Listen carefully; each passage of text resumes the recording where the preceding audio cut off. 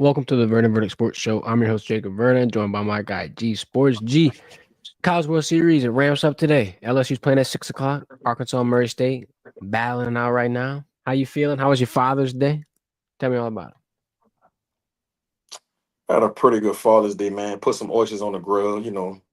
My famous charbroil oysters with the bacon bits, the pepper jack cheese, and the spinach. It was really good as always. My family always get a big kick out of when I get on the grill and put them oysters on deck, man. So, um, had a great time with my family, my kids, and just ready to see what LSU baseball team gonna do this year, and also can't wait to see how this game five gonna go between the Pacers and the Thunder. Yeah, because game four was wild. I thought that the Pacers were jumping out to a 3-1 lead, and all of a sudden, Merck City, but we'll get to that. Let's jump into this baseball real quick. Let's talk about the Arkansas game real brief. Everybody watched it. Everybody tuned in. LSU defeated Arkansas in the College World Series opener 4-1. Shout out Kate Anderson. Dominant debut in the College World Series. Pitched 7 innings, had 7 strikeouts. G threw 24 batters, 3 hits. That's one every 8 hitters. And I mean, look, it's not like he's doing that against a smaller school, an inferior opponent. This is who everybody was saying is the clear-cut number 2. Now, I feel like that you got to say it. Now, the offense, yeah, it's a little lackluster. So thankfully, Kate Anderson, the ace, was on the mound, right? Because the bats weren't back. The runs weren't getting produced. You got a couple of people that you can look toward to up the ante a little bit. Bear Jones, obviously one of them, and he's to come out of hibernation again. He was back in the 3-hole, but he just had some rough at bats. I'm not gonna lie, especially to close out the game in the 9th inning. He tries to check the swing, goes all the way around, strikes him out. And he was complaining a little bit, but I'm not gonna lie, I'm gonna be unbiased. That it was just a moment where you got to see the slump, the bad strides getting put together. So you saw the video of him at bat practice, getting the extra reps, getting the advice from Jay Johnson. I'm not gonna be too critical. I'm just saying I saw someone comment this. They were like, "Hey, bro, yeah, hopefully that pitcher is throwing a down and out slider to him. Like, don't just be tossing him no fastballs. Don't give him no freebies. Like, let's actually get to work in terms of what he's gonna see on the mound because you got to simulate exactly what's gonna happen. They're not just gonna throw him no damn lob. Obviously, LSU plays UCLA tonight at 6 p.m. Winner waits to see their opponent. The bracket a little confusing if you've never seen it before. A lot of people, I'm sure, are familiar with it, but I'll break it down for everybody who is not. This is it, popped up on the screen. LSU is in bracket 2.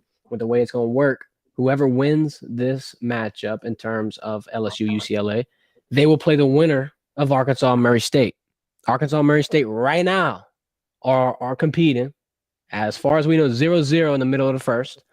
Winner of that moves on to play the winner of UCLA LSU. The loser is done. Pack your bags. Go home, man. Plan a vacation. Do what you got to do. It's over with for you. This is the interesting part about it, though. So let's say hypothetically, Arkansas gets it done. UCLA loses. They're going to battle it out. The winner of that plays LSU. So if LSU wins tonight, they only need one more win.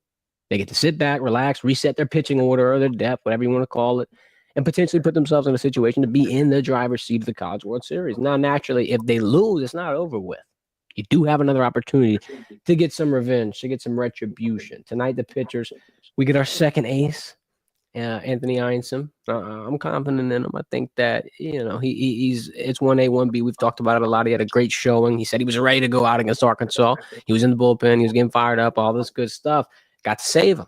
Got to put him on ice a little bit, G. And now we're gonna get to see him out there tonight. And all this is gonna shape up for a College World Series final, which starts Saturday. I don't got much time left now. Naturally, I feel like LSU's in a pretty good spot.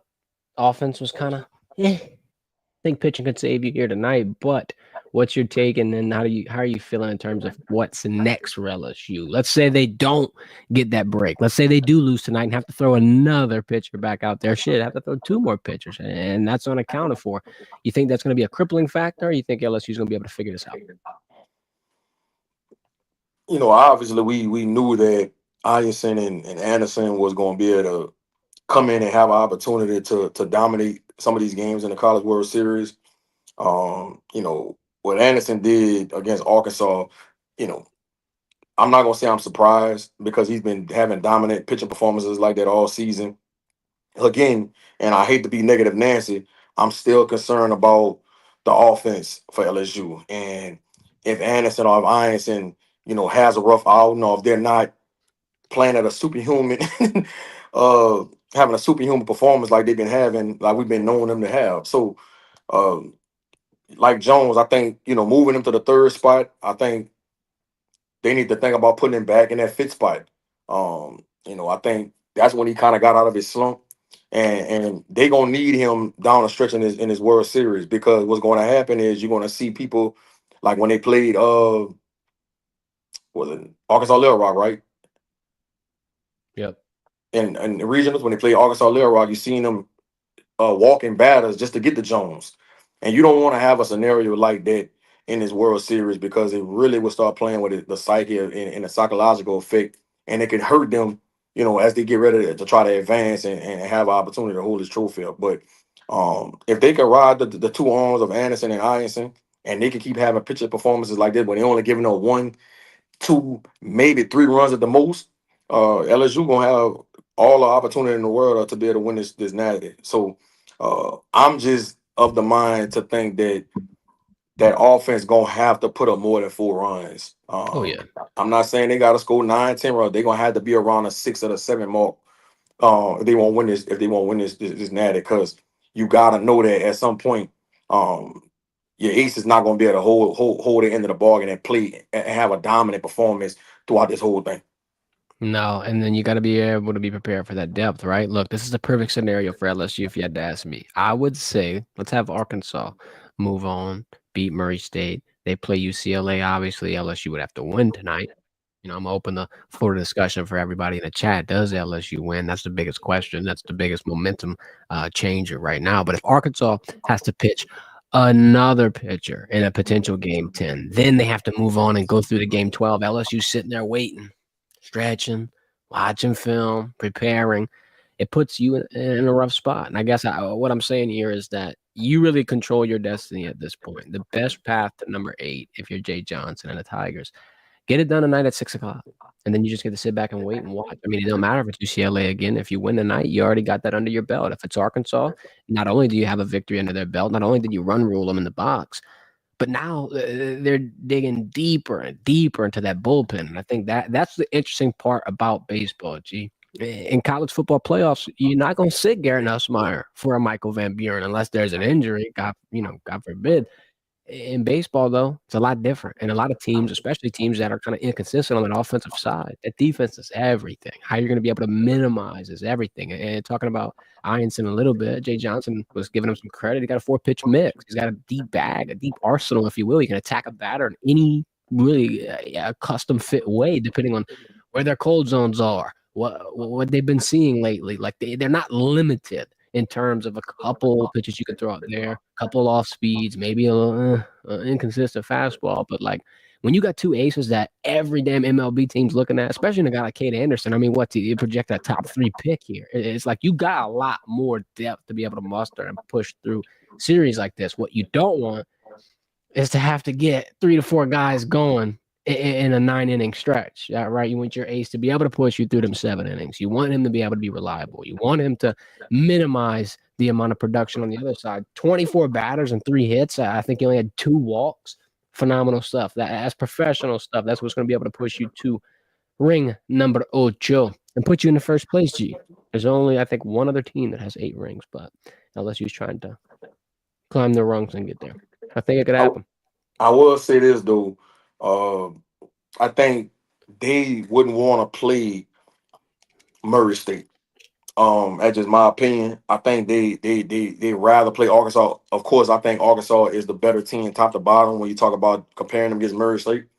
But I think the familiarity of Arkansas and understanding their pitching, understanding their batting lineup, and just understanding their philosophy on how they go about um, schematically throughout the season when they played them in the SEC play, I think that's going to give Jay Johnson more of an advantage versus playing against Murray State, who was a team that you don't really know too much about. You saw what they did at Ole Miss, and don't be surprised that they get Arkansas a run for their money. So I think they should want to play Arkansas over Murray State. And I think just to add on to that point, tonight's interesting because look,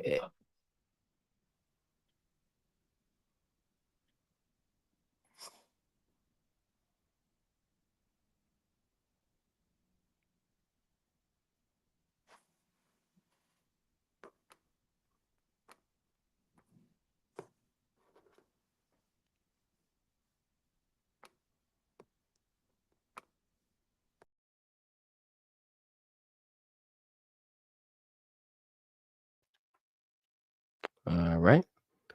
Look, interesting spell there. But I was just talking about Jay Johnson and his Arizona tenure in terms of how he's familiar with UCLA. He's familiar with the people that are on that staff. Not necessarily the team, but the coaching staff, their philosophy, what he's going to have to walk into. I agree. I would be more comfortable with him in the Arkansas spot as well. Let's move on to this recruiting thing as we get G Sports back up in here. What's going on, G? I don't know what happened. Man, they kicking you out, G. They don't want the show must go on, G. I don't know what's going on. We got it back though. We got it back. We got it bracket. Recruiting update. A lot of stuff is changing, right? Last night, if you were looking at the news, if you were looking at all the headlines, you'll see a Hayes Fawcett post saying Lamar Brown is not coming to LSU. Now things have changed. Now he is taking his official visit. I was a little worried, G. And this is recruiting, right? He was at Texas A&M. Some of the highest bidders are over there in College Station. They got a deep, deep pocketbook, and I think they were, they were doing a little bit of negotiating. They were doing a little bit of strategizing. I want to get your reaction on, just the whole canceling and then rescheduling, and just do you think that crystal ball would still be pointing towards LSU? This is the number one recruit in the boot. You got to lock down the state of Louisiana because right now your top two, if he leaves, your top two recruits in the boot are gone. Blaine Bradford's number 2, safety, going to Ohio State. Potentially Lamar Brown, who's number 1. Then number 4, Dylan Berryman. He's committed to Texas. That would be 3 of your top 4 recruits from the boot out of here. React to the Lamar Brown situation and just what the hell could be going on? First of all, I'm gonna react to the tweet he said. Shout out to Mason Smith, who was in the recruiting department for Texas A&M. For a lot of you that don't know, Mason Smith has a background of being at Mississippi State in their recruiting department. He played a big role into Malik Neighbors committing to Mississippi State his junior year. And he was committed to Mississippi State all the way till maybe a month or 2 before signing day, and then he ended up going to LSU. And then Mason Smith left Mississippi State, and then he came to LSU in the recruiting department too. And he played a big role into Jacoby Matthews committing to LSU. Well, Jacoby Matthews ended up decommitting as well, and then he ended up signing with Texas A&M. So now we're here where Mason Smith is at Texas A&M, and he has Lamar Brown, who was the number 1 player in the state, 5-star kid that's looks like he's on the verge of getting a commitment from Lamar Brown. I think Mason Smith does a great job of building relationships and recruiting these kids, and getting them to understand everything about that program, and shows them the vision and where they can be in 2 to 3 years. But if history repeats itself, he'll be 0-3. Jacoby Matthews committed and gave Mason Smith a lot of credit, ended up not coming to LSU. Like I said, he had Malik Neighbors committed. Malik Neighbors changed his mind. He ended up going to LSU. So we'll see how this will play out. I think when Lamar Brown tweeted that he wasn't coming on the visit, I think that was just an emotional decision he had made at that moment. But I'm pretty sure some of these LSU coaches and that staff got on the phone, ended up talking to his mother and him, and kind of getting him to settle down and say, look, come on now, what we doing here? What we doing here, man? You not gonna give us a shot to court y'all? Come on now. And I think that's what made him change his mind. And look, I've been saying this all along that Lamar Brown has a great head on his shoulders. Just getting to know him over the last couple of years, this kid is not a kid that doesn't understand how recruiting works. He's not a kid that doesn't understand the big picture. So he's going to make a logical decision. But with all that being said, LSU got to do their part as far as NIL wise, and they got to do their part on selling him on the vision of being the next top offensive lineman to come out of LSU. And I think with some of these offensive linemen committing to LSU, that could be playing a factor into Lamar Brown's thought process too when they talk about coming in, because I think he wants to play as a true freshman. And look, I think he's skilled enough and has the body to be able to be able to play as a true freshman. I think he could do something similar to what Emory Jones did. So it's going to be very, very interesting to see how this is going to play out over the next 2 to 3 months. And unless you got their work cut out for them. I'm glad you brought up the other commitments, right? That was another question that I was going to have for you. You saw the number 1 offensive lineman in Mississippi, Emmanuel Tucker, commits, and this dude's a unit, dog. 6'7". I think he's 280 pounds. mix that with the current O-line depth. We were talking about all the guys that you'll see returning, the Mubangas, the Tyrees, the Westons. They got eligibility still. Then they're going to have experience. And I just wanted to know what's going to weigh into that in terms of how can a college like LSU pitch to a recruit, you know what, you're gonna have a shot. Because a lot of times I feel like, and you know it best, there's a empty promise sometimes given to recruits, right? Sometimes they're just led in a direction that would benefit the school rather than the player. Like, how do you get into Lamar Brown, who's a great athlete, two-way player, playing offensive line, defensive line, just a phenomenal, prospect. Then he's a number one in Louisiana, right? That's a crown jewel of a lot of people's recruiting classes. So he's going to be pulled in all kind of directions. How do you sort out what's good, what's bad, what's true, what's not, and just if you were giving Lamar Brown some advice, what would it be in this situation? Basically, I would want to know from him what's important to you. Give me the three top things that are important to you when it comes to planning a school. And then I would dive into those three things and ask him a multitude of questions to make sure he understands that, let's just say if he said playing time or starting as a freshman. Let's say that was one of his three things that was important to him. One of the things I would ask him is do you think you'll be ready for that mentally and physically? Do you think Have you thought about if you did play as a true freshman and things didn't go your way, right? Could that discourage you and kind of have you starting to doubt yourself if you could play at that level? Because it's two folds that I've seen it go both ways. I've seen guys come in and play as a true freshman and they don't have a good year and their career go downhill. And I've also seen guys play as a true freshman and they keep ascending. So that's something you got to think about. And only he knows that. He knows his body, he knows his mental makeup, he knows if that's something he can handle. And I think his coaches that's been coaching in the last 4 years at UI, they know. I think that's a conversation he should be having with his coaches about, Coach, do you think I'm physically and mentally ready to play in the SEC as a true freshman? And I think that his coaches will be honest with him. The next thing is proximity, right? Let's just say Texas A&M is somewhere that he's thinking about committing to. You know, are you cool with your mother being 5.5 hours away? Is that important to you? Is it important that your mama just can't hop in the car and get to you in 30 minutes to an hour? Some kids that's important to, some kids that's not. Maybe Texas A&M might move his mother and his siblings out there. I don't know. So that's the kind of questions that I would be asking him. The league that you're playing in, does it have to be the SEC? Does it matter? As long as it's Power Five. The scheme, you know, does that matter? How important is that to you? So it's a lot of different questions that you can ask when you talk about what's important to you and what goes into to picking a school. And I'm gonna tell you something. I think that a lot of schools gonna use against LSU. And look, I don't want to be the bearer of bad news, but the facts are the facts. Everybody knows that Brian Kelly's on the hot seat this year, right? And they know if he doesn't win, what could possibly happen at season's end, or if before the season is over. And you best believe a lot of these schools are using that against LSU in recruiting. Look, you sure Mhm. you won't commit to LSU? You sure you won't go there? You don't even know if Brian Kelly gonna be there. They got a lot of pressure on him this year. So that's the kind of conversations are probably being had too. And you got to think about it. Texas A&M, Elko just got there last year, and they had a really good year to say that was his first year. So you got to know he's gonna be there at least 3 more years. You got to know that, unless they just have a terrible season this year where they only win 6 or 7 games, which I don't see happening. Elko's gonna be there at least 3 more years, so you're gonna have stability in that program. And I think that those are the conversations people probably having with Lamar Brown and his family when you talk about stability of the program, right? Because if Brad Davis leaves, if Brian Kelly gets fired, now you got to worry about getting a new line coach. A lot of different things coming to play. And this is something else that a lot of people are not thinking about right now when you talk about Lamar Brown and his recruitment. Jordan Osama, who was over player development at LSU, that just announced that he's going into the agency space with Athletes First. Him not being in that building anymore and him not being a part of Lamar Brown's process will play a factor in my mind. I think that Lamar Brown and his family was very, very comfortable with Jordan. I know they had a really, really good relationship going all the way back to his freshman year. Why is that? Why is that? First of all, Lamar Brown and uh, a kid named Zay Martin, who Jordan Osamo um, got legal custody of.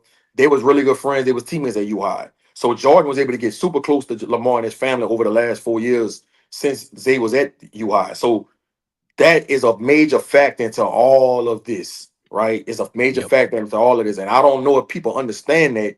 And I'm willing to bet that even though I know Lamar Brown and Brad Davis has a really, really good relationship, I'm willing to bet that he was closest to Jordan Osamo out of everybody in that building. I'm gonna agree. And look, a lot of people they forget that in terms of recruiting right now, sometimes it is about relationships. It just depends on the kid. It depends on the situation. And in this regard, I feel like if Lamar Brown's receptive to that, that's somebody you got to get in the building. I mean, yeah, he's a number one recruit in Louisiana. Yeah, he's a two-way player, but it seems like he has a good, keen ability to be able to keep the main thing. And in the SEC or just in terms of winning championships, that's the most important part. Hopefully, they're gonna be able to secure that one. But we got a long road ahead of us, G. And even if you keep the commitment or whatever the case may be, got to get that signature. Got to get that John Hancock coming through the facts, dog. That National Signing Day. It ain't over till it's over with. You know how that go. Signed, sealed, delivered. Let's talk about another LSU athlete that I think could potentially turn a lot more heads than people were initially expecting, right? We're going to talk about Jelani Watkins, the track star, the speed demon. He's got a lot of eligibility left, G. He's a redshirt freshman. He redshirted last season. He got a lot of time, 4 years if you want to be exact and specific. Um, Without a shadow of a doubt, one of the fastest players in college football. Shit, he's one of the fastest track athletes. So that goes without saying. And then the way he's doing it too, it's not like dude has been. I mean, yeah, he did track in high school, but like at the collegiate level, that's a huge jump up. Everybody focuses on the speed of the game and just all the things you have to adapt to when you're going to play college football or college basketball. Nobody wants to talk about the track side of things, and I feel like that is going understated, right? NCAA Track and Field Championships took place this past weekend. Jelani earned a bronze medal in the 100-meter final. A lot of people hear bronze and they're like, come on, bronze? Look, G, track times, razor thin margins, super, super close. You know what the difference was between him and that silver medal? 1,000th of a second in that 100-meter. That's like blink of an eye, like this. Speed of light, damn near. Then he was one of the youngest people there. He was the only freshman in the NCAA finals to run the 100-meter, to run the 200 meters. So hats off to Jelani.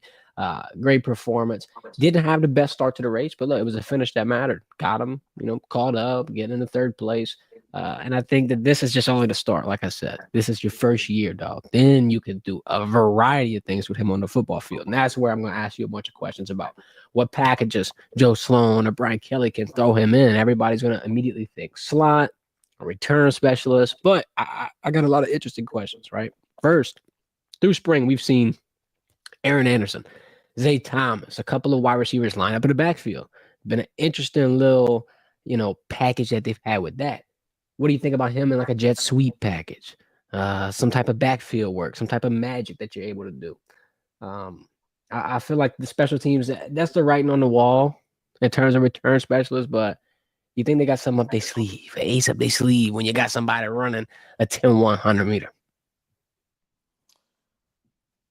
To be honest with you, bro, I don't think they have plans for Jelani Watkins as it pertains to him being a part of the rotation this year in the receiver room. I don't know how accurate this is, but I've heard rumblings and rumors that Jelani might not even be playing football for LSU anymore.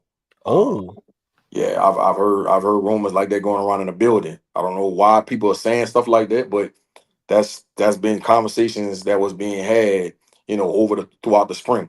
So I'm curious to see will he even show up during these player led practices, and will he be there for fall camp? I do think he's a talent. You can't teach that kind of speed. I'm curious to see if he does show up, will he be able to get acclimated to getting back in football shape and being able to learn that offense at a high level and have an opportunity to be in a rotation. Missing that whole spring, I think that was very, very pivotal, which I understand he had to do because he was running track. But when you got a talented receiver room the way they have, I think it's going to be tough for him to get on the field this year, especially when you have guys like Aaron Anderson and Xavier Thomas and Kyle Parker. They all three of those guys are similar type of receivers. different but similar when you talk about measurables and size. Hmm. So they have those type of guys already in their room. So I don't think they're gonna really be pressed to make sure Jelani plays this year, especially when he missed so much when he missed the whole spring. Um, I hope that he stays a part of the program because I think eventually he will be somebody that can be an impact player on the, in that program and for that team. But I've been hearing rumors that he could possibly not be playing football this season, so we'll see. That Olympic speed, dog. He's looking to go get another medal. In terms of at least my general assessment, whenever you look at something like that, that room is crowded, the wide receiver room. They do got a lot of pieces, but it's like, man, if he's that fast, that young, the future definitely is bright. But then you do have to make a clear decision because at least let's use Trades Green as an example. He was a two-sport athlete. He had to make a decision, and the tight end position's a lot different than wide receiver. You can't really have a high endurance sport making you slim down, lose the muscle, all that nature, all that good stuff. He had to drop and hang the sneakers up, right? He had to get off the basketball court. It wasn't serving him in the way that Brian Kelly and company figured it would, or figured it should. So I can see the vision a little bit, but it's just from a perspective of just wanting LSU to be explosive on the offensive side, hurts a little bit because it seems like that is an absolute weapon. But they do got a lot of weapons, so it's a pick your poison type deal, and you really can't go wrong in any endeavor because I'm sure if you put everybody out there on a track field, you might have a couple more athletes out there. You never know. Maybe there is another hidden gem in terms of speed. Aaron Anderson is blitzing, and then Kyle Parker, we didn't get to see his full potential. So he's got an athletic ability. I told the story, real briefly, but I had a class with KP, dog. We played kickball at the end of the semester. Dude was a monster in kickball. It's like a lot of these athletes, you could put them in any sport, any endeavor, and they're just phenomenal across the board. Basketball, shit, put them in a pickleball court, dog. Like they're gonna hit your brains out on that. So it's gonna be interesting to see how they play this out. Let's talk about this NBA Finals. We waited long enough. Game 4. Dramatic, right? Look, I know it's too early. We don't got all the analytics out, but a lot of people are worried. Like, man, are people gonna be engaged with this final? I'm gonna give my interest and opinion. I feel like out of the last, 3, 4 finals, this has been one of the most entertaining. Tit for tat. They battle into the end. I think it's going 7. So, man, look, we're gonna get our money's worth. Now, at least it's a best of 3 series because it almost got ugly. It almost was a Pacers 3-1 lead, and then Shea did his late game heroics, right? 35 points, 15 in the fourth quarter alone, 8 for 8 from free throw in the clutch, led them to a 12-1 run in the final minutes. That's an interesting statistic. Pacers went absolutely ice cold shooting in the end. 28% from field in the fourth, and Benedict, my third dog. Oh my god! If you make the free throws, bro, like, look, it's free. It's free, G. Now I'm not gonna do too much, hating, because I'm probably bricking them too when you got all them people screaming at you and all that pressure, millions of people, millions of eyes, whatever you want to say. He missed 3 of the 4, dog. And if you make those 3, that's a completely different situation. Talk about game 4, and then do you think that the ending of that could potentially have any effects on how game 5 will be tonight? Because now it seems like the Thunder, it might be in the driver's seat. They've been putting that pressure. They got a lot of different things they're going to be able to throw out. And then, look, the Thunder didn't have a perfect game either because they were 3 for 17 at first from beyond the arc. Yeah, they turned it around. But if you look at the scores, too, Pacers only had 1 in 20 plus. Thunder had 3. Shea, Jalen, Caruso. I think they could potentially jump ahead early, like it was in game 2. And then even in game 1, they controlled it for the majority of it, and the Pacers did their late game heroics. I mean, I hate to say it, but it is this tipping in the Thunder's hand, and react to game 4 for me. I'm gonna be honest with you, bro. If you go off of the past history and when you watch the finals, uh, it's always a game that's a turning point to why a team won the finals. And I think game 4, with the way OKC came back and how they was losing that whole game and was able to pull it off in the end and go on that 12-1 run, uh, I think that could be the reason why the Thunder win this final. And to be honest with you, I think the Pacers are done. I think they could possibly lose 4-2 now. Ooh. Uh, it's the way they lost, bro. The free throws that Benedict Mathurin missed, that's gonna be playing in his psyche for the rest of this finals. Oh, yeah. Uh, and then now you're going back to OKC, where the fans are gonna be going crazy. They met they met the team getting off the plane at 4 o'clock, 5 o'clock in the morning, bro. I mean, they had a shitload of people out there. That's all that's gonna play a factor into the night, and how they gonna be. You're gonna have all those fans in there going crazy, screaming to the top of their lungs. They're gonna be playing with a chip on their shoulder because you had a lot of people in the media saying that the Pacers are a better team. OKC, they're not good enough. They're not ready yet. Is Shea really the MVP? Like, there's a lot of people started questioning them, and I think Game 4 gonna be the reason why the Thunder was able to win this series. I hope I'm wrong about that because I picked the Pacers to win it. But I've seen this story before, and I just think that that's gonna be the deciding factor into why OKC won. Um, I just don't see them coming out the day for Game 5 and winning this game. I think OKC take the lead 3-2, and then they go back and finish it off in Indiana. Finishing off an Indy would be crazy. And either way you go, like even if let's say Indy does somehow put some heroics on and force a game 7, 2 of the next 3 games are in the Thunder's home court. You get the whole home cooked meal, whatever you want to say. Get comfortable, sleep in your own bed, even though everybody's meeting at the hotel the night before anyway. I agree in terms of the way that the run went because the Pacers have normally been doing the coming back. Normally it's been them on the clutch side of it all. And then another statistic here.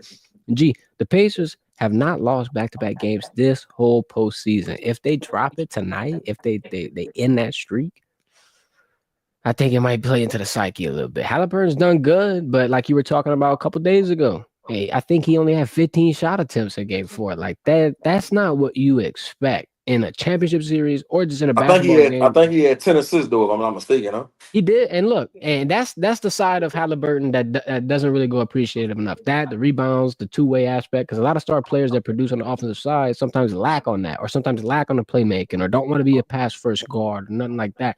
If he knows it's not his night, he's able to distribute and move it around. But it's like when Siakam's the only one scoring 20, and you got the other side with 3 people and 20 plus. Even a role player like Caruso, it's like the Pacers live and die by how much their depth is able to produce. Because if Halliburton's not taking them clutch shots, if Halliburton's not scoring 30, whatever the case may be, it's like they scratching their claw. Dog, 1 point in like 3 minutes. I mean, good night. Then the free throw aspect too, because Benedict Mathurin in game 3 had 27. He had 27. Lights out. Like I was saying, well, it was like 49-20 in terms of the bench getting outscored. And then now he's breaking free throws with nobody in front of him. It is a psyche thing, and it could be an exhaustion thing. You never know. But that's the difference between championship teams and contenders. Or The Pacers was the best team for 3 quarters and a half in Game 4, and then Shea said, "Hold up, dun dun dun dun dun dun dun dun." Yeah, he turned up. Put that cape on and went crazy. Crazy, dog. And a lot of people gonna hate on Shea, hate on the foul merchant, hate on all that. Look, even if he's getting to the line too much in your opinion, at least he's shooting 8 for 8, dog. Because that, like we were talking about with Benedict Mathurin going 1 for 4 in the clutch, that's what everybody's gonna remember. I mean, look, the second quarter's cool, the third quarter's cool. How you open the second half, everybody in terms of how they gonna recap this series or how it's gonna stay in a lot of people's minds, it's the clutch. It's the clutch time. It's the clutch moment. I keep telling people, bro, you find out a lot about a player when them lights on. You either your nuts gonna get tight or you gonna rise to the occasion. Yep. It'll be interesting to watch. I don't know. Tonight, it's going to be a big night of sports. Right now, Arkansas is up 1-0 on Murray State, bottom of the third, and moving into the fourth. Whew. Arkansas got 4 hits. They've left 3 runners on bases, 5 total bases in the game. Murray State has no hits, no bases, nothing. That's an interesting storyline. It's going to be very pivotal. Midnight Zero in the chat talking about UCLA money line. All right. Well, good luck, sir. Good luck to you. You know What somebody said in the chat by Lamar Brown earlier? Let's see. This guy said, hoping the staff can pull this one off. Gonna be a tough race. Oh, talking about Lamar Brown? Yeah, G. You getting challenged to a charboil competition though. Coco Diaz. I don't know if you won't see me on that. I'm telling you. Look, it's about the sauce. It's about the sauce now. My sauce is impeccable. I'm just letting you know. I got a secret ingredients. We could do this though. We could do this. Then we could go live and we can have a couple people come do some taste testing and see who they think got the better charcoal oysters, man. I'm I telling you. think that's a bet. I think that's a bet. We're gonna have to scheme something up here. We're gonna let everybody get a little bit of a taste. I don't know how we're gonna do it, but we're gonna have to get it done. We have to do what it do, G. Oh Lord, we got Brian Jones in the chat talking about are you oh Lord challenging you in NCAA. Look, Brian, all right, dog. I'm gonna be the voice of reason here. I don't know if you want to do it. Cause look, I played the damn game, right? I play it. I might not play the best. I got my ass handed to me, dude. I ain't gonna lie to you. Then he asked you a Man, question. You think you pulling Lamar Brown? after this, man, it's too early to say. It's a long way to go, bro. Like a lot can happen in the next 3 months. So as of right now, I think LSU still has a shot to get him. But they got their work cut out for him. So I think this gonna go all the way down to the morning of signing day. I think it's gonna be one of them type of situations, just like it was with Jakeem Stewart last year. And hopefully don't end like the one with Jakeem Stewart. Yeah, But that'll be 2 years in a row you lost the number one player in the state. number one, number two, and then you're gonna lose a number four. Three of the top four. Can't do it. Cannot do No. it.